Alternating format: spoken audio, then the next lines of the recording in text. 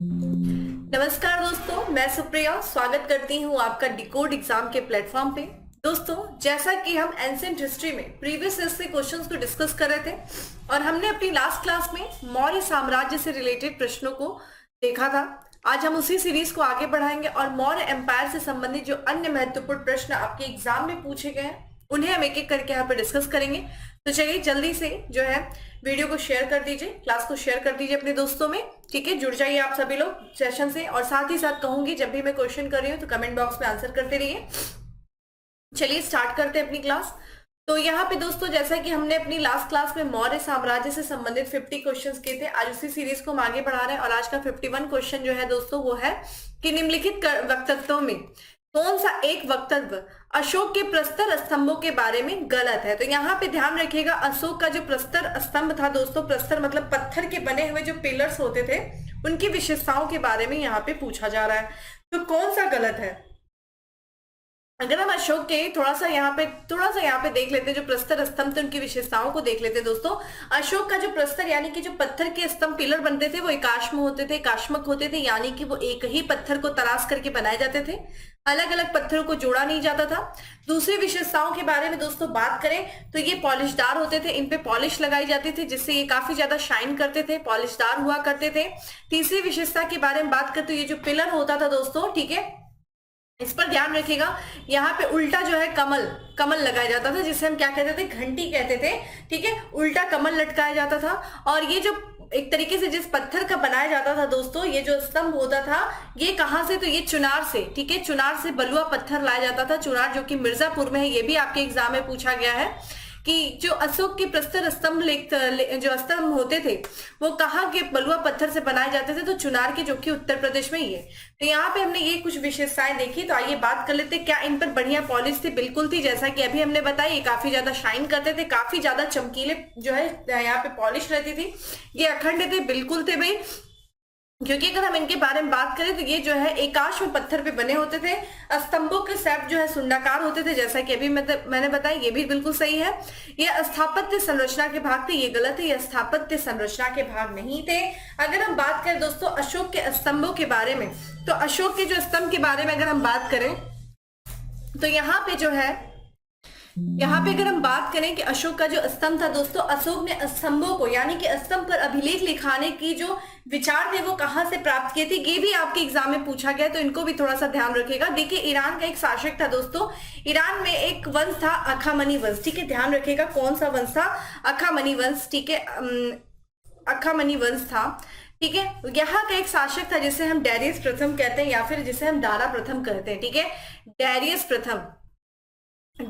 प्रथम जिसे हम दारा प्रथम कहते हैं। इसी दारा प्रथम ने दोस्तों, ठीक है, 516 ईस्वी पूर्व में जो है भारत पर आक्रमण किया था और इसी के अभिलेखों से ये जानकारी मिलती है। तो एक तरीके से कहा जाता है कि ईरान के शासक डैरियस प्रथम से प्रभावित होकर के, ठीक है, या फिर जो विचार लिया था अशोक ने स्तंभ को लिखवाने का, ये इसी से लिया था, ये भी ध्यान रखेगा। अगला है, निम्नलिखित में से किस, ठीक है, उभारदार मूर्ति शिल्प शिलालेख में अशोक के प्रस्तर रूप चित्र के साथ राज्य अशोक यानी कि राजा अशोक उल्लिखित किया गया है? तो राज्य अशोक किसमें किया गया है दोस्तों? ये देखिए ऑप्शंस आपके सामने है, वीडियो को शेयर कर दीजिए और साथ ही साथ कमेंट बॉक्स में आंसर करते रहिए। और इसका करेक्ट आंसर है कंगनहल्ली। ठीक है, क्या है दोस्तों करेक्ट आंसर? ए है कंगनहल्ली। ठीक है, और अगर हम कंगनहल्ली की बात करें दोस्तों तो ये हमें कहां से प्राप्त हुआ है दोस्तों? तो ये कर्नाटक जिला, ठीक है, कर्नाटक जो राज्य है, कर्नाटक राज्य में दोस्तों एक जिला है जिसका नाम है गुलबर्गा जिला। ठीक है, क्या नाम है दोस्तों? गुलबर्गा जिला है। ठीक है, गुलबर्गा जिले से ये प्राप्त हुआ है, ये भी ध्यान रखिएगा, कंगनहल्ली। और यहाँ पे जो प्रस्तर रूप में जो चित्रित है, क्या यानी कि जो प्रस्तर, उस पे क्या लिखा गया है? राज्य अशोक यानी कि राजा अशोक जो है उल्लिखित किया गया है।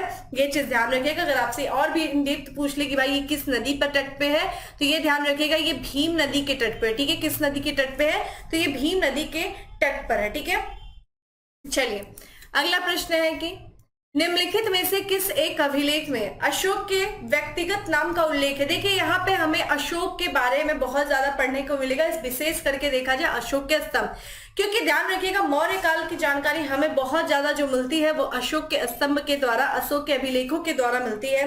और भारत का पहला ऐसा शासक है जिसने अपने वाद संवाद, ठीक है, किसके माध्यम से किया? अभिलेखों के माध्यम से किया। बहुत सारे अभिलेख अशोक के ना सिर्फ भारत में बल्कि अफगानिस्तान, पाकिस्तान में भी हमें मिलते हैं, ठीक है। तो यहाँ पे जो है एक अभिलेख है जिसमें अशोक के व्यक्तिगत नाम का हमें उल्लेख मिला है। कौन सा वो अभिलेख है? ध्यान रखिएगा, ऑप्शंस आपके सामने है। तो दोस्तों ध्यान रखिएगा, इसका जो करेक्ट आंसर है वो है मास्की अभिलेख। ध्यान रखिएगा अशोक के ज्यादातर अभिलेखों में उसको देव नाम प्रिय कहा गया है, ठीक है, देवताओं का प्रिय कहा गया है, लेकिन ऐसे सिर्फ 4 अभिलेख है जिसमें अशोक का हमें अशोक नाम देखने को मिलता है। कौन कौन सा? एक तो मास्की हो गया, दूसरा देखा जाए गुर्जरा हो गया, ठीक है, तीसरे की बात करें दोस्तों तो ठीक है निट्टूर हो गया, ठीक है, निट्टूर हो गया। और अगर हम चौथे की बात करें तो चौथे की अगर हम बात करें तो वो हो गया दोस्तों उदयगोलम, ठीक है, उदयगोलम जो है ये है उदयगोलम। तो ये जो 4 अभिलेख हैं दोस्तों जिसमें हम अशोक का नाम, हमें व्यक्तिगत नाम देखने को मिलता है, ठीक है। अगला है अशोक का रुम्मनदेही स्तंभ संबंधित है, किससे संबंधित है दोस्तों? बुद्ध के जन्म से है, बुद्ध की ज्ञान प्राप्ति से, बुद्ध के प्रथम उपदेश से, या फिर बुद्ध के शरीर त्याग से है? रुम्मनदेही अभिलेख दोस्तों, रुम्मनदेही नेपाल में एक स्थान है। और ध्यान रखिएगा अशोक जो है अपने, कहा जाता है राज्याभिषेक के 20वें वर्ष जो है वो लुम्बिनी गया था, ठीक है, 20वें वर्ष जो है वो लुम्बिनी गया था। लुम्बिनी क्यों गया था दोस्तों? क्योंकि लुम्बिनी जो है वो बुद्ध जी का जन्म स्थान है। तो यहाँ पे ध्यान रखिएगा बुद्ध के जन्म से संबंधित है, ठीक है, ये बुद्ध। और इसी ठीक है रुम्मनदेही स्तंभ लेख से हमें जानकारी मिलती है कि बुद्ध जी का, यानी कि महात्मा बुद्ध जी का जो जन्म हुआ था वो लुम्बिनी में हुआ था। और यहाँ पे इसने बहुत महत्वपूर्ण कार्य किया अशोक ने, जैसे कि क्या कार्य किया ये भी आपसे पूछा जाता है। ये जैसे जब ये लुम्बिनी जाता है तो लुम्बिनी में इसने क्या किया दोस्तों? वहां के जो ग्राम थे, जो गांव के लोग थे, ठीक है, उन गांव के लोगों को इसने क्या किया? धर्म कर मुक्त कर दिया, ठीक है। क्या किया दोस्तों? इसने धर्म कर मुक्त घोषित गांव कर दिया, ठीक है, धर्म कर मुक्त घोषित गांव किया। और क्या किया दोस्तों? साथ ही साथ देखा जाए मौर्य साम्राज्य में दोस्तों भू राजस्व जो होता था वो भूमिकर जो, ठीक है, भूमिकर जो होता था वो राजस्व का, ठीक है, मूल स्रोत हुआ करता था भूमिकर। और वहां उस समय जो भूमिकर हुआ करता था दोस्तों मौर्य साम्राज्य में, वो उपज का, ठीक है, 1/6 भाग होता था। इसने क्या किया दोस्तों? भूमिकर को 1/6 से घटा करके दोस्तों क्या कर दिया? 1/8 कर दिया था। ये भी ध्यान रखेगा, ये भी एग्जाम में पूछता है, ठीक है, 1/8 कर दिया। और इसी रुम्मनदेही अभिलेख को, चूंकि हमें इसी रुम्मनदेही अभिलेख से दोस्तों मौर्य काल के आर्थिक नीति के बारे में पता चलता है, मौर्य काल की अर्थव्यवस्था के बारे में पता चलता है, इसीलिए जो है इसे रुम्मनदेही अभिलेख को हम मौर्य काल का दोस्तों आर्थिक अभिलेख के भी नाम से जानते हैं। एग्जाम में आपसे ये भी पूछा जा सकता है, ठीक है। लुम्बिनी गया था, ठीक है, कब गया था? राज्याभिषेक के, ठीक है दोस्तों, कब गया था? ये गया था राज्याभिषेक के 20वें वर्ष। और इसका राज्याभिषेक दोस्तों कब हुआ था ये भी एग्जाम में आपसे ध्यान रखेगा। देखिए इसने जो है गद्दी प्राप्त की थी दोस्तों 273 ईस्वी पूर्व में इसने गद्दी प्राप्त किया था, लेकिन कहा जाता है कि 4 वर्षों तक जो है अपने भाइयों से संघर्ष करता है और इसका जो राज्याभिषेक होता है वो 269 ईस्वी पूर्व में होता है, ठीक है। ये देखा जाए PCS UP PCS special mains के एग्जाम में पूछा गया था। अगला है गुर्जरा लघु शिलालेख जिसमें अशोक का नाम उल्लेख किया गया, वो कहाँ है? ये डायरेक्ट आपसे प्रश्न पूछ दिया। तो गुर्जरा शिलालेख की बात करें दोस्तों तो ये मध्य प्रदेश के दोस्तों दतिया जिले में, ठीक है। कहाँ पे दोस्तों? मध्य प्रदेश के दतिया जिले में, ठीक है। चलिए अगला है केवल वह स्तंभ जिसमें अशोक ने स्वयं को मगध का सम्राट बताया है। तो कौन सा वो स्तंभ है जिसमें अशोक ने केवल अपने आप को जो है मगध का सम्राट बताया है? ऑप्शंस आपके सामने है दोस्तों, और ये ध्यान रखिएगा बहुत ही इंपॉर्टेंट ये क्वेश्चन है, ठीक है। मैं बताऊंगी क्यों। तो ध्यान रखिएगा ये जो स्तंभ है दोस्तों उसका नाम है भाब्रू स्तंभ, ठीक है। क्या नाम है दोस्तों? भाब्रू स्तंभ, जो कि ध्यान रखिएगा राजस्थान के, ठीक है। कहां से दोस्तों? राजस्थान के विराटनगर से हमें मिला है, ठीक है। विराटनगर, ठीक है, किसकी राजधानी थी दोस्तों? मत्स्य, यहाँ, ठीक है, मत्स्य महाजनपद की दोस्तों राजधानी थी विराटनगर। और इसी विराटनगर में दोस्तों भाब्रू स्तंभ है। और ये भाब्रू स्तंभ की विशेषता ये है दोस्तों क्योंकि इस स्तंभ से हमें ये जानकारी मिलती है, इसी स्तंभ में अशोक ने, ठीक है, बुद्ध के त्रिरत्न, बौद्ध धर्म के त्रिरत्न दोस्तों कौन थे? ठीक है, यहाँ पे देखा जाए तो बुद्ध है, ठीक है, धम्म है, संघ है, ठीक है, बुद्ध है, धम्म है, संघ है। इन त्रिरत्नों के प्रति अशोक ने क्या किया था, निष्ठा व्यक्त करी थी, ठीक है, अपनी जो है निष्ठा व्यक्त किया था। ये जानकारी हमें भाब्रू अभिलेख से मिलती है और यही कारण है कि ये भाब्रू अभिलेख ही हमें ये बताते हैं कि अशोक ने बौद्ध धर्म को धारण कर लिया था। और इतना ही नहीं दोस्तों, अशोक की बौद्ध धर्म का, ठीक है, ग्रहण करने का सबसे बड़ा जो प्रमाण है दोस्तों, वो अशोक का यही भाब्रू स्तंभ है। और साथ ही साथ दोस्तों यहाँ पे देखिए मास्की लघु के बारे में, यहाँ पे मास्की का भी लघु स्तंभ दिया है, ये भी ध्यान रखिएगा। इसमें अशोक ने स्वयं को दोस्तों क्या कहा है, तो बुद्ध शाक्य कहा है, ठीक है, स्वयं को क्या कहा है दोस्तों, बुद्ध शाक्य कहा है, यानी कि भगवान बुद्ध का उपासक, ठीक है, भगवान बुद्ध का उपासक कहा है, भगवान बुद्ध का उपासक कहा है, किसमें, मास्की के लघु स्तंभ में कहा है। तो ये कुछ अन्य महत्वपूर्ण तथ्य हैं जो आपके एग्जाम के लिए इंपॉर्टेंट है। अगला है कालसी प्रसिद्ध है दोस्तों। कालसी किस लिए प्रसिद्ध है, ये आपसे पूछा जा रहा है। तो ये देखा जाए दोस्तों, जो कालसी था दोस्तों, ये अशोक का शिलालेख था यहाँ पे कालसी। और ये कालसी है कहाँ दोस्तों, तो ये उत्तराखंड में, ठीक है, उत्तराखंड में है, उत्तराखंड के देहरादून जिले में है, ठीक है, कहाँ पे है, तो देहरादून जिले में कालसी है। और ये कालसी देखा जाए तो अशोक के, यहाँ पे माफ करिएगा, ये अशोक के जो है शिलालेख के कारण प्रसिद्ध है, ठीक है। अगला है कलिंग युद्ध की विजय तथा क्षतियों का वर्णन अशोक के किस शिलालेख में है। ये बहुत ही इंपॉर्टेंट क्वेश्चन है, कई बार आपके पीसीएस में कहा जाता है कि पीसीएस का बड़ा आयोग का बहुत फेवरेट क्वेश्चन हुआ करता था, क्योंकि ध्यान रखिएगा कलिंग के युद्ध ने अशोक के पूरे जीवन को परिवर्तित कर दिया था, ठीक है। अशोक ने इसी कलिंग युद्ध के विजय के बाद दोस्तों अशोक ने युद्ध नीति का त्याग करके धम्म नीति को अपना लिया था।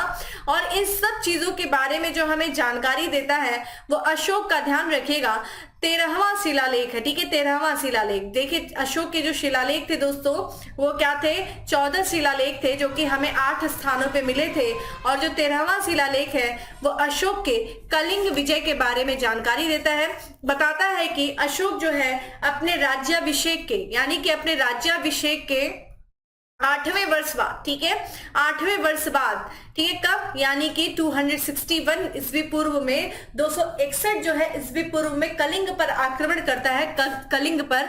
और फिर कलिंग में हुए युद्ध में जो इतने सारे नरसंहार हुए होते रहते हैं, जो इतने सारे लोग अपने घरों से विस्थापित होते हैं, ये सारे दृश्य को देख करके अशोक बहुत ही व्यथित हो जाता है और यही उसके जीवन का पहला और अंतिम युद्ध होता है। और उसके बाद उसने युद्ध की नीति को त्याग दिया। ध्यान रखिएगा अशोक ने युद्ध को त्यागा था, अशोक युद्ध करना नहीं भूला था। अशोक बहुत ही शक्तिशाली शासक था दोस्तों। वो आज भी जानता था कि अगर वो सारे शासक जो उसके आसपास के जो सीमांत राज्यों में थे वो सब जानते थे कि अशोक बहुत ही शक्तिशाली है। अशोक ने सिर्फ अपनी नीति का त्याग किया है, अशोक ने तलवार का त्याग नहीं किया था। और यही कारण था दोस्तों, इतना शक्तिशाली होते हुए भी उसने अपने सीमांत राज्यों के जो है राज्यों के साथ क्या किया था, मित्रवत संबंध स्थापित किए थे, उनके साथ सौहार्द के संबंध स्थापित किए थे। और यही कारण है कि अशोक को महान कहा जाता है, ठीक है। तो यहाँ पे जो है शिलालेख की बात करें तो 13वां शिलालेख है। ध्यान रखिएगा कब आक्रमण किया था कलिंग पर, 261 ईस्वी पूर्व में। आगे के प्रश्नों में हम देखेंगे कलिंग पर आक्रमण करने का कारण क्या था, ठीक है। अगला है, यहाँ पे जो है अशोक के प्रमुख शिलालेख हैं और वह स्थान जिस राज्य में वो शिलालेख है ये आपसे पूछा जा रहा है, ठीक है। अगर देखिए अभी हमने बात किया कि यहाँ पे पूछा जा रहा है कि सही सुमलित कौन सा है, ठीक है। तो यहाँ पे पूछा, देखिए कालसी तो अभी मैंने आपसे बात किया दोस्तों, कालसी की बात करें दोस्तों तो ये यहाँ पे नहीं है, ये कहाँ है दोस्तों, ये उत्तराखंड में है, ठीक है, उत्तराखंड के देहरादून में है, तो ये तो है ही नहीं। धौली दोस्तों यहाँ पे बात करें तो ये उड़ीसा में ही है, ठीक है। यहाँ पे केवल यहाँ पे धौली नहीं, यहाँ पे अगर हम बात करें तो ये भी अभिलेख है दोस्तों। धौली अरगुड़ी की बात करें दोस्तों तो ये आंध्र प्रदेश में ही है, ये भी करेक्ट है दोस्तों। अगर हम बात करें जौगढ़ तो दोस्तों जौगढ़ जो है ये मध्य प्रदेश में नहीं है, जौगढ़ की बात करें तो ये भी उड़ीसा में ही है, तो ये करेक्ट जो है ये भी इनकरेक्ट हो जाएगा, यानी कि केवल 2 युग्म है जो सही है। और वो 2 युग्म कौन से दोस्तों, ए और बी, ठीक है, ये दोनों सही है, ठीक है। चलिए अगले प्रश्न की तरफ बढ़ते हैं और अगला प्रश्न है कि निम्नलिखित में से अशोक का कौन सा शिलालेख धार्मिक संश्लेषण के बारे में यानी कि धार्मिक समन्वय के बारे में कहता है। कौन सा शिलालेख है जो धार्मिक समन्वय के बारे में बात करता है? दोस्तों धार्मिक सहिष्णुता के बारे में बात करता है, यानी कि अशोक जो है सभी धर्मों के प्रति क्या था? सहिष्णु था, वो सभी धर्मों को बराबर मानने वाला व्यक्ति था। तो यहाँ पे जो है करेक्ट आंसर की तरफ चलें दोस्तों, तो ये था 12वां शिलालेख। ठीक है, 12वां शिलालेख बहुत ही इंपॉर्टेंट है दोस्तों। 12वां शिलालेख जो है अशोक के धार्मिक सहिष्णुता के बारे में बताता है। ठीक है, धार्मिक सहिष्णुता के बारे में बताता है। ठीक है, धार्मिक सहिष्णुता के बारे में बताता है। अगर हम बात करें तो यहाँ पे जो है अशोक का एक विचार था कि अशोक का प्रयास ये था कि जो सभी धर्मों का सार है दोस्तों, सभी धर्मों का सार मतलब क्या होता है? निचोड़ होता है। धर्म चाहे जितने भी दोस्तों, हर धर्म का एक मूलभूत उद्देश्य क्या है? मानवता का कल्याण करना। ठीक है, मानवता के ठीक है विकास के बारे में बात करना, आपस में क्या है? सौहार्द बना रहे, यही हर धर्म का सार होता है। और अशोक का प्रयास ये था कि हर धर्मों के सार को क्या किया जाए? बढ़ावा दिया जाए। ठीक है, यानी कि मानवता के कल्याण को बढ़ावा दिया जाए, यही अशोक का क्या था? सार था। और मानवता के कल्याण को बढ़ावा दिया जाए, ठीक है, लोगों के बीच में सौहार्दपूर्ण जो है एक तरीके से संबंध स्थापित हो सके, इसके लिए अशोक ने 12वें शिलालेख में उल्लिखित है कि अशोक ने क्या किया? एक अधिकारी की जो है नियुक्ति की। उस अधिकारी का नाम क्या था? धर्म महामात्य।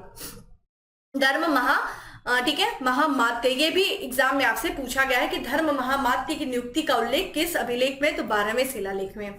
ठीक है, और देखिए 7वां शिलालेख भी आपके लिए इंपॉर्टेंट है। कहा जाता है कि एक बार एग्जाम में पूछा गया था कि किस जो है शिलालेख को 12वें शिलालेख के साथ मिल करके पढ़ना चाहिए, क्योंकि यहाँ पे धार्मिक और धम्म की, ठीक है, धम्म के बारे में बात किया। अशोक चूंकि धर्म को मानता था, तो 7वां शिलालेख ये बताता है कि भाई धम्म है क्या। तो 7वें शिलालेख में दोस्तों धम्म की परिभाषा दी गई है, यानी कि अशोक के जो विचार थे उसकी परिभाषा, धार्मिक परिभाषा दी गई है, धम्म की परिभाषा दी गई है अशोक के।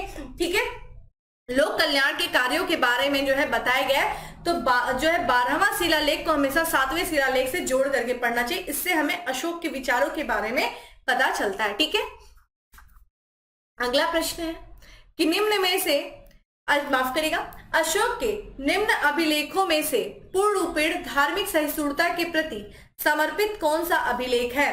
तो धार्मिक सहिष्णुता के बारे में दोस्तों आ गया, पुनः वही प्रश्न आ गया।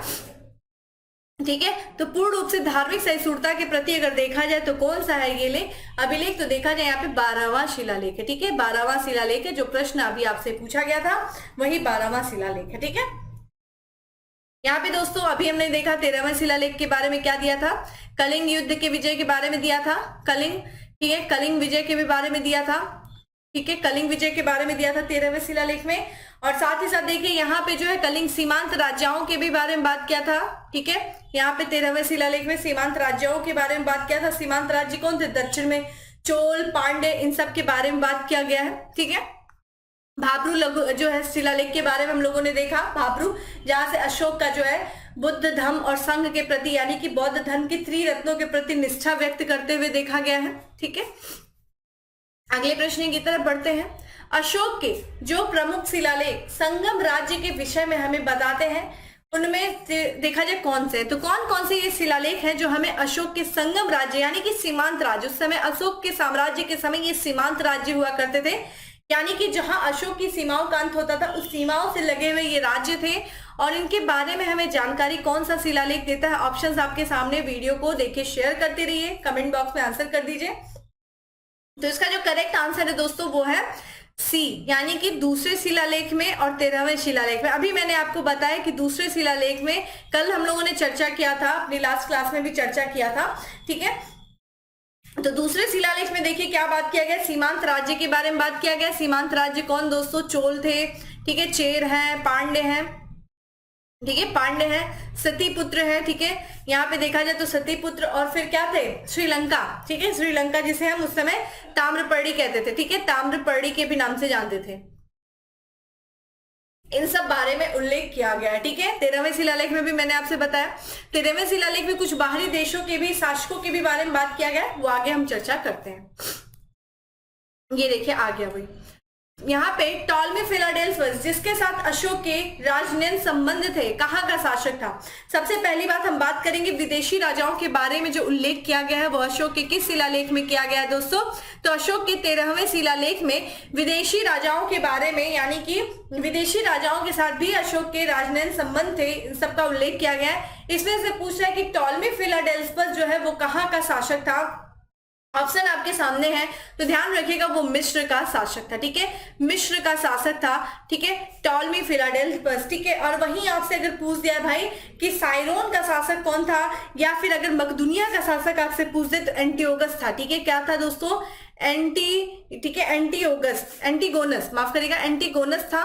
ठीक है, सीरिया का शासक कौन था दोस्तों? अगर आपसे पूछ दे तो एंटियोकस था। ठीक है, सीरिया का शासक कौन था दोस्तों? एंटियोकस था। ठीक है, एंटियोकस था। अगर आपसे पूछ दे भाई यहाँ पे, ठीक है, साइरिन का शासक कौन था? तो भग था। ठीक है, ध्यान रखिएगा, भग जो था वो साइरिन का शासक था। ठीक है, भग साइरिन का शासक था। और यहाँ पे एक चीज और महत्वपूर्ण, एक और, चूंकि 5 से जो है विदेशी राजाओं का उल्लेख किया गया है, तो एक जो है दोस्तों ध्यान रखिएगा एपिरस। ठीक है, अलेक्जेंडर था दोस्तों, अलेक्जेंडर था जो कि एपिरस का शासक था, एपिरस का शासक था। ठीक है, अलेक्जेंडर, ये ध्यान रखिएगा। चलिए अगला है, निम्न में से अशोक के किस अभिलेख में पारंपरिक अवसरों पर पशु बलि पर रोक लगाई गई है? ऐसा लगता है कि यह पाबंदी पशुओं के वध पर थी। तो एक तरीके से देखिए, जब इसने एक तरीके से क्या किया था, मानवता के कल्याण का कार्य करने लगा था अशोक, तो बहुत सारे पशुओं की बलि पर भी इसने रोक लगा दी थी। तो ये जो है हमें जानकारी क्या है, यानी कि जो पारंपरिक अवसर, जो उत्सव वगैरह मनाए जाते थे, पारंपरिक उत्सव, ठीक है, महोत्सव होते थे, अवसरों पर भी इसने पशु बलि पर रोक लगा दी थी। और ये जो है किस अभिलेख से हमें जानकारी मिलती है? तो स्तंभ लेख 5वें से। ठीक है, स्तंभ लेख 5वां जो हमें बताता है कि अशोक ने जो है, अशोक के अभिलेख में ये बताता है कि अशोक ने पारंपरिक अवसरों पर पशु बलि पर रोक लगा दी थी। ठीक है, तो एक तरीके से ध्यान रखिएगा ये कब किया था इसने? तो अपने राज्याभिषेक के 26वें वर्ष। ठीक है, राज्याभिषेक के 26वें वर्ष इसने एक सूची जारी किया, उन प्राणियों के नाम की सूची जारी की जिनका जो है इन पारंपरिक अवसरों पर वध किया जाना जो है अवैध कर दिया गया, उन पर रोक लगा दी थी। ठीक है, अगले प्रश्न की तरफ बढ़ते हैं। निम्नलिखित प्राचीन भारतीय अभिलेखों में से कौन सा एक खाद्यान्न को देश के संकट काल में उपयोग हेतु सुरक्षित रखने के बारे में प्राचीनतम शाही आदेश है? ठीक है, क्या है, कौन सा ये अभिलेख है दोस्तों कि खाद्यान्न को जो है देश के संकट काल में, ठीक है, एक, यानी कि अगर देखा जाए यहाँ पे मौर्य वंश का शासक है दोस्तों, मौर्य वंश का संस्थापक है जिसका नाम है दोस्तों चंद्रगुप्त मौर्य, अशोक के दादाजी कह सकते हैं। ठीक है, अशोक इन्हीं के पौत्र थे। चंद्रगुप्त मौर्य के शासन के अंतिम दिनों की बात करें दोस्तों, मगध में जो है ध्यान रखिएगा, मगध में 12 वर्ष का अकाल पड़ जाता है। इसी से व्यथित होकर कि ये दक्षिण में चले जाते हैं भद्रबाहु के नेतृत्व में, जहां पे इन्होंने कर्नाटक के स्वर्णवेला गोल में, ठीक है, क्या किया था? ठीक है, एक तरीके संलेखना प्रथा से अपने शरीर का त्याग किया था। तो इन 12 वर्ष के अकाल के दौरान जो है, जो भी संकट काल था, उस दिनों के लिए देखा जाए खाद्यान्न को क्या किया गया था? सुरक्षित रखा गया था। ठीक है, तो इसके बारे में हमें जो जानकारी दे रहा है वो कौन दे रहा है दोस्तों? तो ये ध्यान रखिएगा, सागोरा ताम्रपत्र। ठीक है, सागोरा ताम्रपत्र जो है वो दे रहा है। तो ध्यान रखिएगा, 2 हमें अभिलेख मिलते हैं चंद्रगुप्त मौर्य के समय के, ताम्रपत्र अभिलेख रहते हैं दोस्तों, जैसे एक तो आपका ध्यान रखिएगा सागोरा हो गया। ठीक है, सागोरा हो गया। और अगर दूसरे की बात करें दोस्तों, दूसरा कौन था? तो महास्थान अभिलेख। ठीक है, दूसरे की बात करें दोस्तों, कहाँ था? महास्थान। ठीक है, महास्थान अभिलेख। सागोरा कहां से मिला, ये आपके लिए इंपॉर्टेंट हो जाता है। तो ये उत्तर प्रदेश के गोरखपुर से, गोरखपुर जो जिला है दोस्तों, गोरखपुर जिले से हमें मिला है। और वहीं अगर महास्थान अभिलेख की बात करें दोस्तों, तो ये बोगरा जिला, ठीक है, कहाँ पे है दोस्तों? बोगरा जिला। और ये बोगरा वर्तमान में है कहाँ पे? तो बांग्लादेश में है दोस्तों, बांग्लादेश में। और ये दोनों ही अभिलेख जो है हमें ये जानकारी देते हैं, मगध में जो है अकाल के बारे में ये दोनों अभिलेख हमें जानकारी देते हैं। ठीक है, ये चीज ध्यान रखिएगा, बहुत इंपॉर्टेंट है। रुम्मनदेही के बारे में भी हम लोग ने बात किया। प्रयाग प्रशस्ति के बारे में बात करें दोस्तों, प्रयाग प्रशस्ति जो अभिलेख है ये ध्यान रखिएगा समुद्रगुप्त से संबंधित है। गुप्त वंश का शासक रहता है समुद्रगुप्त। ठीक है, इसको कहा जाता है कि ये जो है अभिलेख को यहाँ पे जो है अशोक के टाइम का था और इसको कहा जाता है कि अकबर के द्वारा जो है, अकबर ने इसको मंगवाया था इलाहाबाद प्रयागराज में, किसके द्वारा, ठीक है, जहांगीर के द्वारा मंगवाया था। और इस प्रयाग प्रशस्ति में दोस्तों अकबर के बारे में, जहांगीर के बारे में, बिरबल के बारे में और साथ ही साथ समुद्रगुप्त की प्रयाग प्रशस्ति यानी कि प्रशस्ति तारीफ, इसलिए प्रशस्तियां लिखी गई समुद्रगुप्त के द्वारा, ठीक है, हरिसेन उनके दरबारी कवि थे, उनके द्वारा। और इसको जो है कहा जाता है अशोक की रानी, अशोक की एक रानी थी, उनके बारे में भी उल्लेख है, इसीलिए कहा जाता है इसको रानी का भी लेख भी कहा जाता है। तो ये प्रयाग प्रशस्ति के बारे में हम बात करेंगे जब कौन सा, चंद्रगुप्त मौर्य के यहाँ पे गुप्त वंश पढ़ेंगे। इसी तरह चंद्र का यहाँ पे महरौली स्तंभ लेख है दोस्तों, ये चंद्रगुप्त द्वितीय विक्रमादित्य से संबंधित है, महरौली अभिलेख, ठीक है। अगला है, अशोक ने कलिंग को मौर्य साम्राज्य में जोड़ लिया। कलिंग दक्षिण भारत को जाने वाला स्थलीय और समुद्र मार्गों को नियंत्रित करता था। कथन और कारण है दोस्तों, हमने अभी बात किया कि अशोक के 13वें शिलालेख से हमें अशोक के कलिंग विजय की जानकारी मिलती है। और अशोक ने कलिंग पर आक्रमण क्यों किया था दोस्तों, ये बात तो सही है कि अशोक ने कलिंग पर क्या किया, आक्रमण करके कलिंग को मौर्य साम्राज्य में जोड़ लिया, बिल्कुल करेक्ट है। क्योंकि ऐसे पढ़ा गया, कथन कारण को अगर क्योंकि लगा के पढ़ने पे आपको लगता है कि स्टेटमेंट सही आ रहा है तो वो सही हो जाता है। क्योंकि कलिंग दक्षिण भारत को जाने वाले स्थलीय एवं समुद्री मार्गों को नियंत्रित करता था, बिल्कुल दोस्तों। कलिंग में दोस्तों ताम्रलिप्ति बंदरगाह, ठीक है, ध्यान रखिएगा, यहाँ पे देखा जाए ताम्रलिप्ति बंदरगाह, ठीक है, ताम्रलिप्ति बंदरगाह जो कि व्यापारिक दृष्टि से बहुत महत्वपूर्ण था। और यहाँ पे देखिए, यहाँ पे मगध है, यहाँ पे क्या है दोस्तों, उड़ीसा है। और दक्षिण भारत पर डायरेक्ट नियंत्रण करने के लिए कलिंग पर, ठीक है, अधिकार होना बहुत ही ज्यादा आवश्यक था। तो दक्षिण भारत में समुद्री मार्गों से और स्थलीय मार्गों से नियंत्रण करने के लिए अशोक ने कलिंग पर आक्रमण करके कलिंग को मगध साम्राज्य में मिला लिया। तो इस तरीके से देखा जाए हमारा ए जो है स्टेटमेंट बिल्कुल सही है, यानी कि कथन और कारण दोनों सही है और कारण जो है वो कथन की सही व्याख्या करता है, ठीक है। चलिए अगले प्रश्न की तरफ बढ़ते हैं। मौर्यकालीन शासकों ने धार्मिक आधार पर भू अनुदान नहीं दिया था। भू अनुदान देने के विरुद्ध कृषकों ने विद्रोह किया। सबसे पहले स्टेटमेंट पे चलते हैं। यहाँ पे देखिए भू अनुदान की बात की गई है, यानी कि एक तरीके से कहा जाता है दोस्तों कि वेतन के बदले जो है भूमि अनुदान देना, भूमि को दान में देना वेतन के बदले। दोस्तों अगर आप लोगों ने इतिहास पढ़ा होगा, एंशिएंट हिस्ट्री पढ़ा होगा, देखिए मैं बार बार कहती हूँ थोड़ा सा क्लास कर लीजिए। क्लास से क्या होगा कि एक आपको सिर्फ क्वेश्चंस के थ्रू बहुत सारी चीजें संभव नहीं होती है बताना, लेकिन फिर भी मेरी पूरी कोशिश होती है मैं आपको बताऊं। तो आइए यहीं पे चर्चा कर लेते हैं भू अनुदान के बारे में। देखिए जब आगे चल करके मौर्योत्तर काल आता है, मौर्यों का पतन होता है और भारत की धरती पर के विभिन्न छोटे छोटे राजवंशों का उदय होता है। इसी राजवंश में से दोस्तों एक राजवंश था, ठीक है, जिसका नाम था सातवाहन वंश। ठीक है, आप मुझे कमेंट बॉक्स में आंसर करिए कि सातवाहन वंश का संस्थापक कौन था। ठीक है, इससे मुझे पता चलेगा कि हाँ आप पढ़ रहे हैं। सातवाहन वंश, इसी सातवाहन वंश का एक शासक था दोस्तों जिसका नाम था, ध्यान रखिएगा क्या नाम था उसका, सतकर्णी प्रथम। ठीक है, क्या नाम था, सतकर्णी प्रथम जो था ये इसका शासक था, सतकर्णी प्रथम। सतकर्णी प्रथम की दोस्तों पत्नी थी, ठीक है, जिसको हम कहते थे नागानिका। ठीक है, नागानिका का एक अभिलेख है जिसका नाम है नाना घाट अभिलेख। ठीक है, नाना घाट अभिलेख। और नाना घाट अभिलेख से हमें ये जानकारी मिलती है कि सबसे पहले क्या किया था, वेतन के बदले भू अनुदान देने की, भूमि को अनुदान देने की प्रथा सातवाहनों ने चलाई। ब्राह्मणों को जो है सबसे ज्यादा भूमि दान दिया गया, बौद्धों को भी दिया गया। ठीक है, तो यहाँ पे जो है नागानिका का नाना घाट अभिलेख हमें ये जानकारी देता है कि सातवाहनों ने सबसे पहले भूमि अनुदान की प्रथा चलाई। तो भाई मौर्य काल कहाँ, मौर्य के बाद आते हैं दोस्तों सातवाहन। ठीक है, यानी कि मौर्योत्तर काल में, मौर्यों के बाद तो सुंग वंश आएगा। तो यहाँ पे जो है पहला स्टेटमेंट तो गलत हो गया। भूमि अनुदान के विरुद्ध कृषकों ने विद्रोह किया, ऐसा कोई भी हमें साक्ष्य नहीं मिलता है कि भूमि अनुदान के बदले जो है, भूमि अनुदान के लिए क्या किया था के विरुद्ध कृषकों ने ऐसा कुछ विद्रोह किया था, ऐसा कोई भी साक्ष्य हमें देखने को नहीं मिलता है। तो यहाँ पे जो है अगर हम बात करें, सॉरी यहाँ पे देखिए नहीं दिया हुआ है ना, नहीं दिया हुआ है, यानी कि ये स्टेटमेंट तो सही है कि मौर्यकालीन शासकों ने धार्मिक आधार पर भू अनुदान नहीं दिया, बिल्कुल सही है। तो यहाँ पे जो करेक्ट आंसर हो जाएगा एक, यानी कि दूसरा गलत है, क्योंकि हमें ऐसा कोई भी भूमि अनुदान के विरुद्ध कृषकों ने विद्रोह किया ऐसा कोई साक्ष्य नहीं मिलता है। ठीक है, अगला है, प्रसिद्ध यूनानी राजदूत मेगास्थनीज भारत में किसके दरबार में आया था। दोस्तों हमने अपने लास्ट क्लास में बात किया था कि मौर्यों के समय में, जब चंद्रगुप्त मौर्य के समय में 305 ईस्वी पूर्व में, ठीक है, 305 ईस्वी पूर्व में अलेक्जेंडर यानी कि सिकंदर का एक सेनापति जो सीरिया पे शासन कर रहा था, उसने भारत की तरफ रुख किया और 305 ईस्वी पूर्व में भारत में जो उस समय शासक कौन था, चंद्रगुप्त मौर्य। और चंद्रगुप्त मौर्य से, ठीक है, चंद्रगुप्त मौर्य और उस समय सीरिया का शासक जो था, ठीक है, यहाँ पे देखा जाए तो कौन था दोस्तों, निकेटर, जिसे हम देखे क्या कहते थे, निकेटर कहते थे। और यहाँ पे जो है सेल्यूकस निकेटर, ठीक है, Seleucus Nicator, Seleucus Nicator, Seleucus Nicator और चंद्रगुप्त मौर्य के बीच में युद्ध होता है, जिसमें सेल्यूकस निकेटर हार जाता है और हारने के बदले क्या किया था, उसने अपनी पुत्री हेलेना का विवाह चंद्रगुप्त मौर्य से कराया।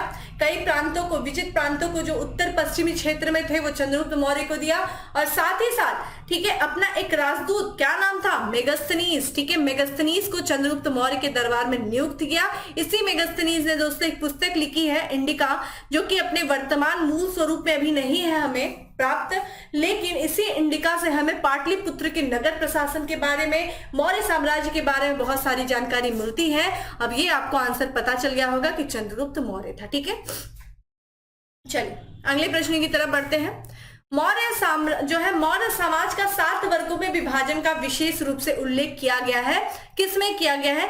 अभी हमने बताया कि मौर्यों के प्रशासन के बारे में, मौर्यों के समाज के बारे में बहुत सारी जानकारी हमें मेगास्थनीज के इंडिका से मिलती है, तो ये आंसर इसका हो जाएगा डी। और ये 7 वर्ग कौन से थे दोस्तों? चूंकि अगर आपको पता हो कि ये बहुत ही अजीब बात थी, क्योंकि देखा जाए उस समय जो है वर्ण व्यवस्था 4 वर्ण थे, ब्राह्मण, क्षत्रिय, वैश्य, शूद्र, लेकिन मेगास्थनीज ने बताया कि मौर्य साम्राज्य जो था वो 7 वर्गों में विभाजित था। और इसने 7 वर्ग किसको आधार ले लिया? पेशे को आधार ले लिया। पेशे के आधार पर इसने क्या कर दिया दोस्तों? समाज को 7 वर्गों में बांट दिया गया। लेकिन अगर उस समय की हम व्यवस्था को देखें, सामाजिक व्यवस्था को, तो जो वर्ण व्यवस्था थी दोस्तों वो जन्म आधारित थी। तो इसने पेशे के आधार पे वर्गों का विभाजन किया, जिसमें इसने सबसे पहली बात की कृषक की, ठीक है, इसने जो है दार्शनिक की बात किया, ठीक है, दार्शनिक थे।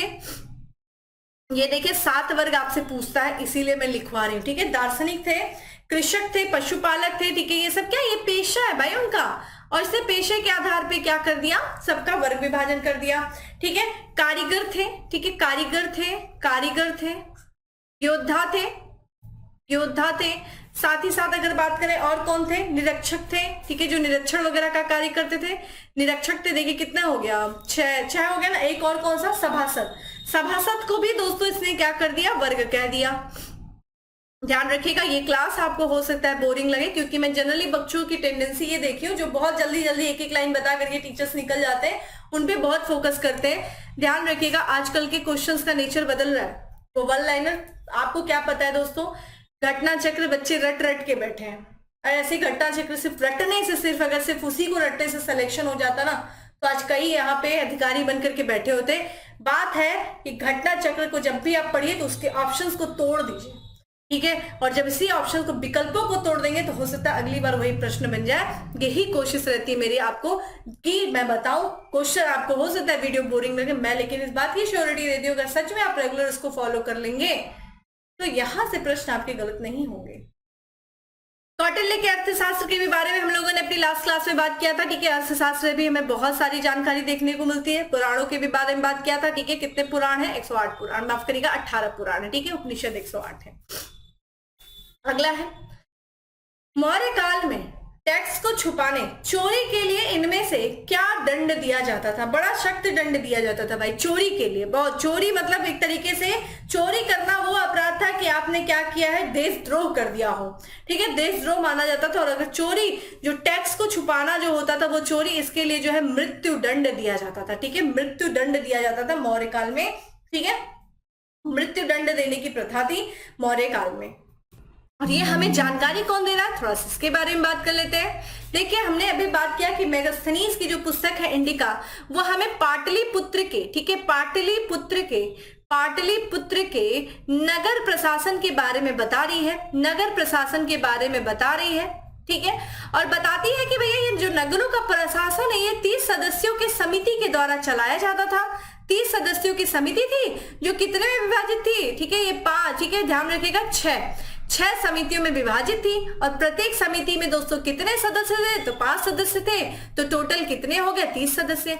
हर समिति का अलग अलग कार्य हुआ करता था, जिसमें से जो समिति नंबर 3 थी, जो तीसरी समिति थी दोस्तों, तीसरी समिति का जो कार्य था, तीसरी समिति का जो कार्य था वो क्या करती थी दोस्तों, कि वो क्या करती थी, माफ करिएगा, छठी समिति का, ठीक है, ध्यान रखिएगा, जो अंतिम समिति थी, जो छठी समिति थी, ठीक है, जो छठी समिति थी वो कार्य क्या करती थी, जो बिक्री कर होता था, ठीक है, जो बिक्री कर होता था उसको वसूलने का कार्य करती थी। और बिक्री कर होता कितना था, तो जो वस्तु का मूल्य था दोस्तों, ठीक है, बिक्री कर होता क्या था, बिक्री कर को वसूलने का कार्य कौन करता था, वो छठी शताब्दी जो छठी समिति करती थी।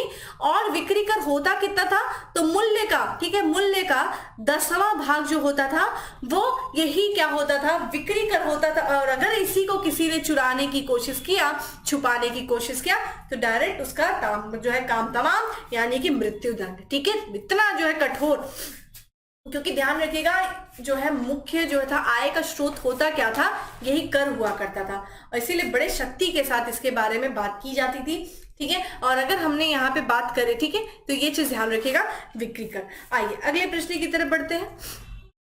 वर्तमान नगर पालिका प्रशासन का कौन सा कार्य मौर्य काल से जारी है। अभी हमने बात किया दोस्तों नगरों के प्रशासन के बारे में, जानकारी देता है इंडिका, और हमने बोला कि भाई नगरों का प्रशासन जो चलाया जाता था वो 30 जो है सदस्यों के द्वारा चलाया जाता था, जिनके से देखा जाए जो है ये 6 समितियां थी, 6 समितियों में 30 सदस्य बटे होते थे, और हर समितियों में देखा जाए तो 5 सदस्य होते थे। और दोस्तों हर समिति का कार्य अलग अलग होता था। आइए यहाँ पे बात कर लेते हैं पहली समिति का कार्य कौन सा था दोस्तों। यहाँ पे जो पहली समिति का कार्य हुआ करता था वो क्या हुआ करता था, ध्यान रखिएगा, वो होता था उद्योग शिल्पों का, ठीक है, उद्योग जो शिल्प होते थे उनका क्या करना दोस्तों, निरीक्षण करना। ये आप लिख सकते हैं, ठीक है, लिखते जाइए, मैं बताती जा रही हूँ। उद्योग और शिल्प का क्या करना, निरीक्षण करना। वहीं अगर हम दूसरी समिति की दोस्तों बात करें तो देखिए उस समय विदेशी यात्री वगैरह भी भारत आया करते थे। अभी हमने राजदूतों के बारे में बात किया, तो ये जो विदेशी लोग आया करते थे, विदेशियों की देखरेख करने का कार्य दूसरी समिति करती थी, ठीक है। यहाँ पे देखिए जो तीसरी समिति थी दोस्तों वो जन्म और पंजीकरण का कार्य करती थी, ठीक है, ध्यान रखिएगा, जन्म और पंजीकरण, जन्म और मृत्यु के पंजीकरण का कार्य जो करती थी वो यही तीसरी समिति करती थी। और ध्यान रखिएगा वर्तमान में यही जो है, जो कि नागरिक प्रशासन का ये कार्य है, जन्म, ठीक है, नगर पालिका प्रशासन का कार्य था जन्म एवं मृत्यु का पंजीकरण करना, जो आज भी वर्तमान में जारी है। आप देखेंगे ग्राम प्रधान को देखिए, ग्राम सचिव जो होता है वो यही सब कार्य करता है, ठीक है। अगर हम चौथी समिति के भी बारे में बात कर ले दोस्तों, चौथी समिति कार्य क्या करती थी, तो जो व्यापार वाणिज्य होता था दोस्तों, ठीक है, यहाँ पे अगर हम बात करें व्यापार वाणिज्य का देखरेख करती थी। जब देखे तीसरी पूछ लिया तो चौथी भी पूछ सकता है, पहली भी पूछ सकता है, छठी तो पूछ ही लिया आपसे, ठीक है। वही पांचवी की बात करें दोस्तों, पांचवी क्या करती थी, जो निर्मित वस्तुएं हैं, ठीक है, जो निर्मित वस्तुएं होती थी, जो निर्मित वस्तु होती थी, जो निर्मित वस्तु होती थी उस वस्तु के विक्रय का, वो वस्तु जो बिक रही है उसका निरीक्षण करता था, ठीक है, पांचवी समिति। वही अगर छठी समिति की बात करें दोस्तों, अभी हमने बात किया कि बिक्री कर का वसूल करना काम किसका था, छठी समिति था, जो कि मूल्य का 10वां भाग कर के रूप में वसूल करती थी। जिसने नहीं दिया, चोरी किया, उसको मृत्युदंड मिल गया। तो यहाँ पे देखिए, ध्यान रखिए, ये सारी चीजें बड़ी ही इंपॉर्टेंट है दोस्तों, ठीक है। चलिए अगले प्रश्न की तरफ बढ़ते हैं। मौर्य नरेशों के बारे में निम्न में से कौन सा कथन सही है। उन्होंने विकास किया था, किसका विकास किया था दोस्तों, मौर्य जो शासक थे वो किसका किसका विकास किए थे। देखिए सोने के सिक्के तो कट दीजिए, क्योंकि सोने के सिक्के जब हिंद एवं शासक आते हैं, जब मौर्यों का पतन होता है दोस्तों, तो मौर्य यहाँ पे भारत की धरती पर क्षेत्रीय साम्राज्यों का क्या होता है, उदय होता है। साथ ही साथ विदेशी आक्रमणकारी आते हैं, जिसमें से पहले जो विदेशी रहते हैं वो हिंद एवं शासक होते हैं, हिंद यवन शासक। और इन्हीं हिंद यवन शासकों ने भारत की धरती पर सोने के सिक्के चलाए, ठीक है, तो हिंद एवं शासकों ने चलाए थे। तो ये जो है, ये जो करेक्ट यहाँ पे देखिए बी निकाल दीजिए, बी निकाल दिया यहाँ से, तो हमारे सामने देखिए अब ये ए और डी ऑप्शन है। तो संस्कृति, कला, साहित्य, प्रांतीय विभाजन, हिंदू कुश तक साम्राज्य बिल्कुल ही था, ठीक है। तो अगर हम देखें दोस्तों 72 की बात करें यहाँ पे, तो देखिए संस्कृति, कला, साहित्य के भी बारे में हमें जानकारी, प्रांतीय विभाजन भी किया था इन्होंने, ठीक है, अपने प्रशासन को सुधार जो है सुदृढ़ रूप से चलाने के लिए। तो करेक्ट आंसर क्या हो जाएगा दोस्तों, यहाँ पे डी हो जाएगा। ठीक है, भाग एवं बलि क्या था? ठीक है, भाग और बलि क्या था ये आपसे पूछा जा रहा है। सैनिक विभाग था, कौन सा विभाग था? देखिए जो अर्थशास्त्र है दोस्तों, चाणक्य की जो अर्थशास्त्र है, चाणक्य की जो अर्थशास्त्र है, ठीक है, उसमें हमें बात करते दोस्तों लगभग जो है 26, ध्यान रखिएगा, 26 विभागों के बारे में जानकारी मिलती है, उनके प्रमुखों के बारे में मिलती है। यहाँ पे देखिए भाग और बलि पूछा है दोस्तों। भाग और बलि क्या है दोस्तों? ये राजस्व के स्रोत है। करेक्ट आंसर क्या हो जाएगा? बी हो जाएगा, राजस्व के स्रोत है। जिसमें अगर भाग की बात करें दोस्तों, भाग क्या था? तो कृषकों के द्वारा जो उत्पादित वस्तु होती थी, ठीक है, यानी कि जो कृषक होते थे, जो कृषकों द्वारा जो उत्पादित, ठीक है, जो उत्पादित वस्तु होती थी, जो कृषि उत्पाद होते थे, ठीक है, उत्पादित जो कृषि उत्पाद होते थे, उन कृषि उत्पादों पर लगने वाला कर था। ठीक है, और वहीं अगर बलि की बात की जाए दोस्तों, बलि भी क्या था? एक तरह का भू राजस्व था। ठीक है, बलि नामक कर दिया जाता था दोस्तों, अगर आपको याद होगा दोस्तों, वैदिक काल में, ठीक है, वैदिक में जो है ऋग वैदिक काल में, जिसे हम पूर्व वैदिक काल कहते हैं, वहां पे बलि नामक जो कर हुआ करता था वो स्वैच्छिक था। आगे चलकर ये अनिवार्य कर दिया गया। ये बलि जो है उसी समय से चला आ रहा था। तो ये भी एक तरीके का क्या है दोस्तों? भू राजस्व है। ठीक है, भू राजस्व है।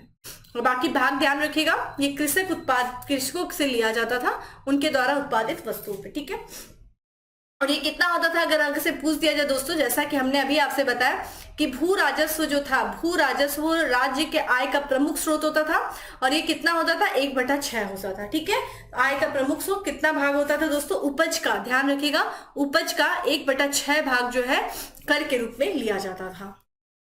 अगला है मौर्य काल में भूमि कर, जो कि राज्य की आय का प्रमुख स्रोत था, किस अधिकारी द्वारा एकत्रित किया जाता था? देखिए अभी मैंने बताया भूमि कर जो कि राज्य की आय का जो कितना होता था? 1/6 होता था। और ये किसके द्वारा, ठीक है, किसके द्वारा ये एकत्रित किया जाता था? ऑप्शन आपसे ये पूछा जा रहा है। तो ये किया जाता था दोस्तों सीता अध्यक्ष के द्वारा। ठीक है, करेक्ट आंसर क्या हो जाएगा इसका? सी हो जाएगा। ठीक है, सी हो जाएगा। सीता अध्यक्ष के द्वारा क्या किया जाता था? जो ये जो है भूमि कर एकत्रित किया जाता था सीता अध्यक्ष के द्वारा। तो सीता अध्यक्ष की बात करें दोस्तों, जो कि भूमि कर वसूलता था, और ये क्या होता था? जो राजकीय कृषि भूमि होती थी, राजकीय कृषि भूमि यानी कि जो राज्य के अधीन जो कृषि भूमि होती थी, राजकीय कृषि भूमि का ये क्या होता था दोस्तों? अधिकारी होता था। वही देखिए एग्रोनोमोई की बात किया गया है। एग्रोनोमोई क्या था दोस्तों? ये पूछ रहा है आपसे। तो एग्रोनोमोई की बात करें दोस्तों, तो ये जो सड़क और भवन निर्माण होता था, ठीक है, ये सब इंडिका में भी लिखा गया है। ठीक है, यहाँ पे एग्रोन जो सड़क, ठीक है, जो सड़क निर्माण होता था, जो भवन निर्माण होता था, ठीक है, भवन निर्माण, ठीक है, ये उस विभाग, ठीक है, ये निर्माण का काम देखता था। ये क्या करता था? सड़क निर्माण, इसका काम देखता था। कौन देखता था? एग्रोनोमोई। शुल्काध्यक्ष की दोस्तों बात की जाए तो जो चुंगी कर होता था, ठीक है, जो व्यापार वगैरह होता था, ठीक है, तो जो एक्साइज ड्यूटी वगैरह लगाता था दोस्तों, चुंगी कर, ठीक है, तो चुंगी कर वसूलने वाला जो अधिकारी होता था वो क्या होता था? शुल्काध्यक्ष। और यहाँ पे दोस्तों बात कर रहा है, ठीक है, अक्राध्यक्ष। अक्राध्यक्ष क्या होता था? जो खाने होती थी, जो माइंस होती थी, ठीक है, जो मौर्य साम्राज्य में जो खाने होती थी, जो माइंस होती थी, उनको जो है नियंत्रित करने का कार्य करता था। ठीक है, कौन? अक्राध्यक्ष। ठीक है, चलिए अगले प्रश्न की तरफ बढ़ते हैं। मौर्य मंत्री परिषद में निम्न में से कौन राजस्व इकट्ठा करने से संबंधित है? तो राजस्व इकट्ठा करने से कौन संबंधित है? ऑप्शंस आपके सामने है, जल्दी से आंसर करिए। ठीक है, तो यहाँ पे अगर हम बात करें तो ये समाहर्ता, जो राजस्व को इकट्ठा करता था वो समाहर्ता, यानी कि सब सम करता जा रहा है ना, सम करके जोड़ रहा है, ऐसे याद कर लो, जोड़ रहा है, सम कर रहा है, सब क्या जोड़ रहा है? राजस्व जोड़ रहा है। तो राजस्व को इकट्ठा करने वाला जो अधिकारी होता था वो समाहर्ता होता था। और समाहर्ता की बात करें दोस्तों, ये अन्य कार्य क्या करता था? तो जो राज्य की आय और व्यय होती थी, ठीक है, राज्य की आय और व्यय का, राज्य की आय व्यय का, ठीक है, राज्य को क्या आ रहा है, उसकी इनकम क्या है, उसकी जो है एक्सपेंडिचर क्या है, आय व्यय का ब्यौरा रखता था। ठीक है, आय और व्यय का ब्यौरा रखता था। ठीक है, कौन दोस्तों? यहाँ पे हम बात करें तो ये समाहर्ता। यहाँ पे देखिए अंतपाल दिया है। अंतपाल यानी कि जहां पे अंत हो रहा है, क्या अंत हो रहा है दोस्तों? पाल मतलब होता है कि द्वारपाल हम कहते हैं ना, तो जो दरवाजे का रक्षक होता है। और अंतपाल तो अंतपाल की बात करें क्या है, यानी कि क्या अंत हो रहा है, साम्राज्य का अंत हो रहा है। तो जो साम्राज्य की जो सीमा थी, ठीक है, तो सीमावर्ती जो क्षेत्रों को सुरक्षित रखने के लिए जो दुर्ग बनाया जाता था, तो सीमावर्ती, ठीक है, सीमावर्ती, ठीक है, सीमावर्ती दुर्गों का क्या था, ये रक्षक था, दुर्गों का रक्षक था, ठीक है। यहाँ पे देखिए व्यवहारिक है और प्रतिष्ठा है, ठीक है। यहाँ पे प्रतिष्ठा की बात करें, व्यवहारिक की, देखिए मौर्य यहाँ पे जो है यहाँ पे जो अर्थशास्त्र है दोस्तों, अर्थशास्त्र जो कौटिल्य के अर्थशास्त्र है, उसमें मौर्य साम्राज्य के दौरान 2 न्यायालयों की बात की गई है, 2 न्यायालयों की बात की गई है। कौन से 2 न्यायालय हैं दोस्तों, ये ध्यान रखिएगा। एक तो आपका प्रतिष्ठा है और दूसरा देखा जाए व्यवहारिक है। प्रतिष्ठा का जो प्रमुख जो ये प्रतिष्ठा था, ये फौजदारी न्यायालय था, ठीक है, फौजदारी न्यायालय था, ठीक है, फौजदारी न्यायालय था। और इसका जो प्रमुख होता था दोस्तों, उसको कंटक शोधन कहा जाता था, ठीक है। ये जो है कंटक शोधन न्यायालय था, जिसका प्रमुख कौन होता था दोस्तों, ये ठीक है, व्यवहारिका था। और यहाँ पे प्रतिष्ठा की बात करें दोस्तों, तो ये जो है, माफ करिएगा दोस्तों, प्रतिष्ठा जो था ये जो है फौजदारी न्यायालय था, ठीक है, ये फौजदारी न्यायालय था, ठीक है, फौजदारी न्यायालय था। और यहाँ पे जो हम बात करें तो ये जो है कंटक शोधन, ठीक है, जिसे हम कंटक शोधन कहते थे। और यहाँ पे व्यवहारिका की दोस्तों बात किया जाए, व्यवहारिका की अगर हम इसके बारे में बात करें तो ये धर्मस्थनी, ठीक है, धर्मस्थनी जो दीवानी न्यायालय था, जिसे हम क्या कहते थे, धर्मस्थनी कहते थे, धर्मस्थनी न्यायालय। और इसका प्रमुख कौन था, व्यवहारिका। तो ये ध्यान रखिएगा, ठीक है। अगला है, निम्नलिखित में से कौन मौर्ययुगीन अधिकारी तोल माप का प्रभारी था। कौन था दोस्तों तोल माप का प्रभारी, ऑप्शंस आपके सामने है। इसका करेक्ट आंसर है दोस्तों पोतवा अध्यक्ष, ठीक है। जनरली यहाँ पे लोग कंफ्यूज होंगे, पोतवा अध्यक्ष को देखिए यहाँ पे पत्तन अधिकारी भी समझ लेते हैं, लेकिन पोतवा अध्यक्ष जो था वो जो है तोल माप का अधिकारी प्रभारी हुआ करता था, पोतवा अध्यक्ष, ठीक है। वहीं अगर आपसे पूछ दे पड़िया अध्यक्ष कौन था, तो ये व्यापार वाणिज्य का अधिकारी होता था, पड़िया अध्यक्ष, ठीक है, व्यापार वाणिज्य का अधिकारी था, ठीक है, व्यापार वाणिज्य का अधिकारी। वहीं अगर आपसे सूना अध्यक्ष, सूना यानी कि यहाँ पे देखिए बूचड़ खाना, यहाँ पे अगर हम बात करें बूचड़ खाना, ठीक है, बूचड़ खाना जहाँ पे जो है मांस वगैरह काटे जाते थे, जानवरों को बलि दी जाती है, बूचड़ खाना, ठीक है, उसका अध्यक्ष। सीता अध्यक्ष देखिए राजकीय कृषि भूमि का जो अध्यक्ष होता था, ठीक है, हमने अभी बताया राजकीय जो कृषि भूमि होती थी, कृषि भूमि का अध्यक्ष, ठीक है। अगले प्रश्न की तरफ बढ़ते हैं। मौर्य काल में एग्रोनोमोई अधिकारी निम्नलिखित में से किस क्षेत्र से संबंधित है। अभी हमने बात किया एग्रोनोमोई अधिकारी के बारे में दोस्तों, किससे संबंधित है, ऑप्शंस आपके सामने, मार्ग निर्माण, सड़क और मार्ग निर्माण का जो निरीक्षण करता था उसको एग्रोनोमोई अधिकारी कहा जाता था, ठीक है। अगला है पंकत, ठीक है, यहाँ पे पंकोद सनिधि रोध मौर्य प्रशासन द्वारा लिया जाने वाला जुर्माना। देखिए यहाँ पे आपको इसी से आंसर मिल जाएगा। पंक मतलब क्या होता है, कीचड़ होता है, ठीक है, कीचड़। और सड़क पर जो कीचड़ फैलाने पर जो जुर्माना लगाया जाता था उसी को, ठीक है, पंकोद सनिधि रोध कहा जाता था, ठीक है। ये अगला है मौर्य काल में शिक्षा का सर्वाधिक प्रसिद्ध केंद्र कौन था। देखिए वैशाली, नालंदा, उज्जैन नहीं था, तक्षशिला था, ठीक है। ना सिर्फ ये शिक्षा के लिए, व्यापार के लिए भी ये जाना जाता था, तक्षशिला। हिंदू और बौद्ध धर्म की शिक्षा यहाँ दी जाती थी तक्षशिला में, ठीक है, बौद्ध धर्म बाद में, ठीक है, पहले यहाँ पे। तो यहाँ पे जो शिक्षा का सर्वाधिक प्रसिद्ध केंद्र जो था वो तक्षशिला था, ठीक है।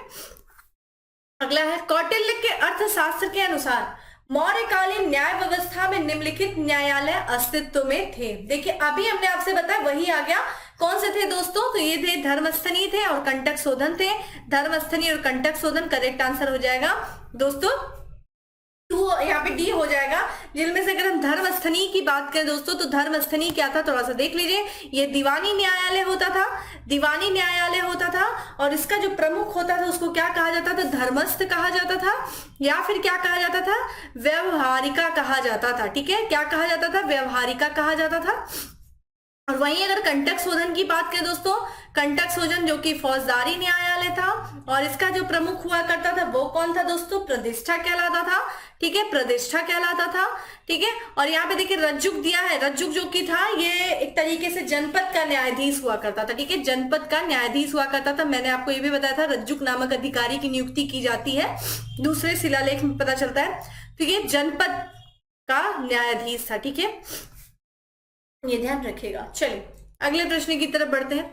भारत के सांस्कृतिक इतिहास के संदर्भ में इतिवृत्तों राजवंशी इतिहासों और वीर गाथाओं का कंठस्थ करना निम्नलिखित में से किसका व्यवसाय था? तो ये दोस्तों था, अगर ध्यान रखें तो मगध, ठीक है, मागध का था, ठीक है, मागध का था। अगला है, गांवों के शासन को स्वायत्त शासी पंचायतों के माध्यम से संचालित करने की व्यवस्था का सूत्रपात किसने किया?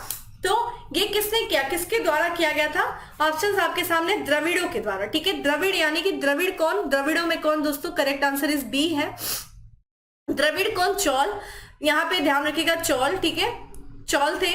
और ध्यान रखिएगा चौल में एक शासक था दोस्तों जिसका नाम है पारंतक प्रथम, ठीक है, क्या नाम है? पारंतक प्रथम। और पारंतक प्रथम का एक अभिलेख है दोस्तों, पारंतक प्रथम के समय का अभिलेख है जिसको हम कहते हैं उत्तर मेरूर अभिलेख, ठीक है, क्या है? ठीक है, ठीक है, उत्तर मेरू अभिलेख, उत्तर मेरू अभिलेख, ठीक है। इसका समय भी पूछ लेता है कभी कभी आपसे, जो कि 900, ठीक है, यहाँ ध्यान रखिएगा, 919 से लेकर के 921 तक का माना जाता है उत्तर मेरू अभिलेख। और उत्तर मेरू अभिलेख से ही हमें जो है चौल स्थानीय स्वशासन के बारे में जानकारी मिलती, बताया जाता है कि यहाँ पे जो है चौल का स्थानीय, जो चौल साम्राज्य में जो स्थानीय शासन चलाया जाता था वो तीन जो है अंगों के द्वारा चलाया जाता था, ऊर था, सभा थी, ठीक है, नगरम, इनके द्वारा चलाया जाता था, ठीक है। चल अगले प्रश्न की तरफ बढ़ते हैं। प्राचीन भारत के निम्नलिखित ग्रंथों में से किसमें पति द्वारा परित्यक्त करने के लिए विवाह विच्छेद की अनुमति दी गई? तो यहाँ पे जो है पत्नी के लिए विवाह विच्छेद की अनुमति दी गई, किसमें दी गई? तो दोस्तों ये दिया गया मनुस्मृति में, ठीक है, मनुस्मृति। और इसका करेक्ट आंसर अगर हम बात करते हैं किसके, तो यहाँ पे बी जो है, ठीक है, यहाँ पे देखिए मनुस्मृति नहीं, यहाँ पे ये जो करेक्ट आंसर होगा, देखिए ये क्या रहा है, पति द्वारा परित्यक्त पत्नी के लिए विवाह विच्छेद। तो पत्नी के लिए विवाह विच्छेद की जो अनुमति दी गई वो कौटिल्य के अर्थशास्त्र में दी गई। वहीं लेकिन अगर बात किया जा रहा है कि पुनर्विवाह वर्जित है, ठीक है, तो यहाँ पे देखिए जब ये बात आती है कि भैया निम्नलिखित में से किसमें पुनर्विवाह वर्जित है, तो वो मनुस्मृति में कहा गया है कि महिलाओं के लिए, ठीक है, यानी कि जो विधवा महिलाएं होंगी उनके लिए पुनर्विवाह जो है वर्जित है। लेकिन अगर वहीं किसी व्यक्ति की पत्नी मर जाती है, यानी कि अगर कोई व्यक्ति जो है वो विधुर हो जाता है तो उसके लिए जो है वो पुनः विवाह कर सकता है, लेकिन विधवा को पुनर्विवाह करने से वर्जित किया गया है, ठीक है। विदेशियों को भारतीय समाज में मनु द्वारा दिया गया सामाजिक स्तर क्या है? जो विदेशी थे वो जो भारत की धरती पे थे उनको जो है सामाजिक स्तर क्या दिया गया है? तो ये दिया गया मनुष्य, ठीक है, व्रात्य क्षत्रियों का जो है स्तर दिया गया है। अगला है, निम्नलिखित व्यक्तियों में से भारत में किसी न किसी समय आए, कौन कौन आए? सबसे पहले तो मेगास्थनीज आया दोस्तों, हमने भी बात किया, मेगास्थनीज जो आता है वो कब आता है? चंद्रगुप्त मौर्य के समय में आता है। तो हमें देखिए तीसरा कहीं दिख रहा है, देखिए हमें ये निकाल दीजिए, ये निकाल दीजिए यहाँ पे। अब अगले देखते हैं, देखिए फिर कौन आता है? फाहियान आता है कि वेनसोंग आता है कि सिंह? फाहियान की बात करें दोस्तों तो ये चंद्रगुप्त द्वितीय के दरबार में आता है, ठीक है, कब आता है? चंद्रगुप्त द्वितीय के दरबार में आता है फाहियान। फिर वेनसोंग आता है, यानी कि अगर हम करेक्ट आंसर पे चले, देखिए इसमें भी है। फिर दोस्तों वेनसोंग आता है उत्तर वंश के, उत्तर भारत के शासक हर्षवर्धन के समय, ठीक है। तो यहाँ पे हमें करेक्ट आंसर दोस्तों क्या मिला? बी करेक्ट आंसर है। सिंह आता है दोस्तों 7वीं शताब्दी में आता है, ठीक है। तो करेक्ट आंसर क्या हो जाएगा यहाँ पे? बी हो जाएगा। अगला है, अंतिम मौर्य सम्राट कौन था? तो दोस्तों अंतिम मौर्य सम्राट था बृहदत्त, ठीक है, बृहदत्त, जिसकी हत्या किसने कर दी? इसी के सेनापति, ठीक है, इसका सेनापति था जिसका नाम था पुष्यमित्र शुंग, ठीक है, पुष्यमित्र शुंग, ठीक है, जिसने जो है इसकी हत्या करके भारत की धरती पर मौर्य साम्राज्य के, ठीक है, स्थान पे शुंग वंश की स्थापना की थी। तो बृहदत्त जो था वो अंतिम शासक था, ठीक है। निम्नलिखित कथनों पर विचार कीजिए। अंतिम मौर्य शासक बृहदत्त की हत्या उसके प्रधान सेनापति पुष्यमित्र सिंह ने कर दी, बिल्कुल सही है, ये भी सही है। अंतिम शुंग राजा देवभूति की हत्या उसके ब्राह्मण मंत्री वासुदेव कर्ण ने की और उसने राज सिंहासन हत्या ली, ये भी बिल्कुल सही है। देखिए पुष्यमित्र शुंग के बाद जो है क्या ध्यान रखिएगा, कणवंश आता है, बहुत थोड़े समय के लिए होता है कणवंश, और ये कणवंश का उसी का जो ब्राह्मण मंत्री था वासुदेव कर्ण, उसी ने जो है शुंग वंश के अंतिम शासक देवभूति की हत्या करके कणवंश की स्थापना की थी।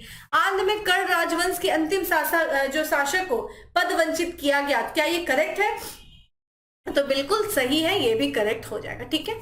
अगला है, निम्नलिखित अभिलेखों में से किसमें अशोक का अभिलेख भी पाया गया। देखिए कल ही मैंने अभी बात की, मैं डायरेक्ट आंसर पे आऊंगी। तो यहाँ पे जो है महाक्षत्रप यानी कि ये शासक है दोस्तों रुद्रदामन का जूनागढ़ अभिलेख। रुद्रदामन के जूनागढ़ अभिलेख से हमें देखिए किन शासकों के बारे में पता चलता है। एक तो चंद्रगुप्त मौर्य के बारे में पता चलता है, दूसरा अशोक के बारे में पता चलता है, तीसरा शक शासक ठीक है रुद्रदामन के बारे में पता चलता है, और चौथा शासक है दोस्तों स्कंदगुप्त के भी बारे में पता चलता है। ठीक है, अगला है बराबर की पहाड़ी। ठीक है, बराबर पहाड़ी की गुफाओं के विषय में निम्न में से कौन सा एक सही नहीं है। तो बराबर पहाड़ियों में कुल 4 गुफाएं थी, बिल्कुल सही बात है दोस्तों। 4 गुफाएं कौन थी ये भी ध्यान रखिएगा। अगर हम 4 गुफाओं की बात करें तो सुदामा गुफा है, ठीक है, सुदामा है, ठीक है। दूसरी क्या है, लोमस ऋषि है, ठीक है, विश्व झोपड़ी है, विश्व झोपड़ी है, ये पूछता है आपसे, ठीक है, विश्व झोपड़ी है। और कर्ण चौपाड़ है, ठीक है, क्या है, कर्ण चौपाड़, ठीक है, कर्ण, ठीक है, चौपाड़ गुफा है। और एक लास्ट क्या है, ये भी आपसे पूछा गया है। तो एक लास्ट की बात करें तो यहाँ पे जो है लोमस ऋषि की गुफा है, ठीक है, लोमस ऋषि की गुफा है। इन तीनों की बात करें दोस्तों तो इसको बनाने वाला कौन था, अशोक था, ठीक है। बराबर की पहाड़ियों में इन गुफाओं का निर्माण करके इसने आजीवक संप्रदाय को दिया था। और लोमस ऋषि की बात करें दोस्तों तो ये अशोक के पुत्र दशरथ ने, ठीक है, पौत्र है, ये दशरथ ने बनवाया था। इन 3 गुफाओं की दीवार पे अशोक के अभिलेख उत्कीर्ण है। क्या ये सही है या गलत है दोस्तों, तो बिल्कुल सही है, ये भी सही है, ठीक है, ये भी सही है, यानी कि हमें पहला भी सही है, दूसरा। ये अभिलेख इन गुफाओं को आजीविकों को समर्पित होने का उल्लेख करते, बिल्कुल सही है। मैंने अभी बताया कि इन गुफाओं को, चूंकि अशोक जो है, अशोक बौद्ध धर्म को मानता था, लेकिन अशोक के जो पिता थे बिंदुसार, वो ठीक है आजीवक संप्रदाय के अनुयायी थे, और इसीलिए आजीवक संप्रदाय को अनुयायियों को, ठीक है, ये जो है अशोक ने बराबर की गुफाओं को दान किया था। ये अभिलेख ईसा की 6वीं शताब्दी के नहीं भाई, 3री शताब्दी में तो मौर्य वंश आया था, ठीक है, 3री शताब्दी के, तो ये गलत हो जाएगा। और आज का हमारा लास्ट क्वेश्चन है कि मौर्यकालीन मूर्तियों में मणिभद्र, जिसे हम यक्ष नाम से अंकित मूर्ति किस स्थान से प्राप्त हुई है दोस्तों, कहां से प्राप्त हुई, तो परखम से प्राप्त हुई, ठीक है, परखम से। तो दोस्तों ये था आज का हमारा, ठीक है, सेशन, और उम्मीद करती हूँ आपको अच्छा लगा होगा। अच्छा लगा है तो देखिए वीडियो को, इतना भी देखेंगे तो आपको बहुत सारी चीजें मौर्यकाल से संबंधित पता चलेंगी, ठीक है। मेरे को अगर करना होता बहुत आसान है भाई, मैं एक लाइन बता करके चल देती, लेकिन नहीं हो पाता है। मैं सोचती हूँ कि आपको प्रॉपर इन्फॉर्मेशन दिया जाए, ठीक है। तो बहुत सारी चीजें मैं उम्मीद करती हूँ आपको पता चली होंगी। बाकी वीडियो को शेयर कर दीजिए। फिर मिलेंगे दोस्तों अगले सेशन में, तब तक के लिए bye, have a good day, stay safe and stay